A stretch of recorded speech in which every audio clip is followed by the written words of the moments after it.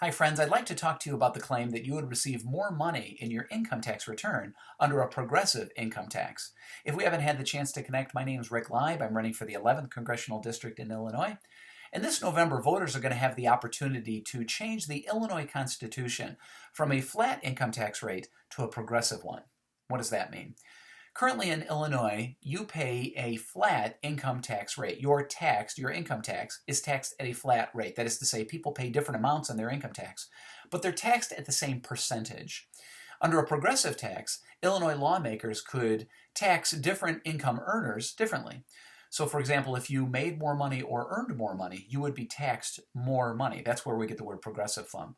As you progressively make more money, you would progressively be taxed more. And the argument goes, if there are individuals who are being taxed more than the people who are not making as much money, they would be taxed less, thereby receiving more money in their income tax return. The math here is solid, the logic is not, and that's why I'm encouraging you to vote no for the progressive tax. There are so many problems with this argument. Chief among them, I think, is that it's misleading because we're using the word rich. This is what we hear when we talk about the progressive tax. It's a tax on the rich. Tax the rich. The rich should be paying more in taxes. But we're only comfortable using the word rich because it's an undefined word and nobody thinks it applies to them. What do we mean by rich anyway? Really what it should be, to be more accurate, it should be a tax on more. If you have more than anybody, you would be taxed more because that's really what's going to happen. Think of it this way. If you make $70,000 a year and you live in Illinois, you're probably living comfortably.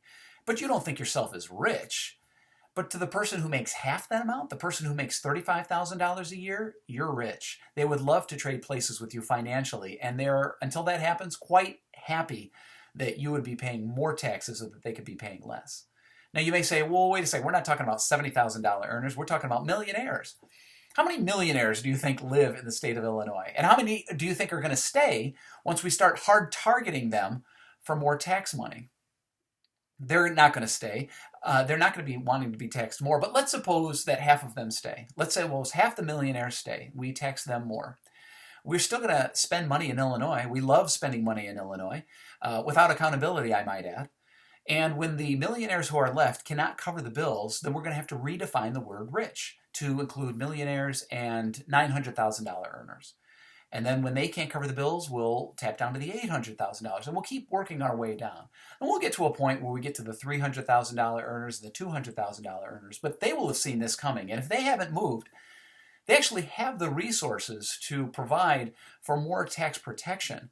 So then we'll have to keep moving our way down. And guess what, $70,000 earners, you are up to bat. We'll just keep going and going and going, down to the $60,000, down to the $50,000 earner.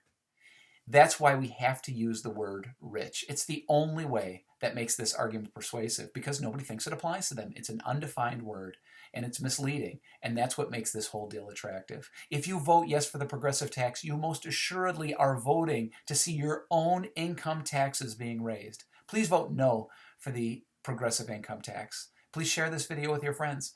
Thank you for watching.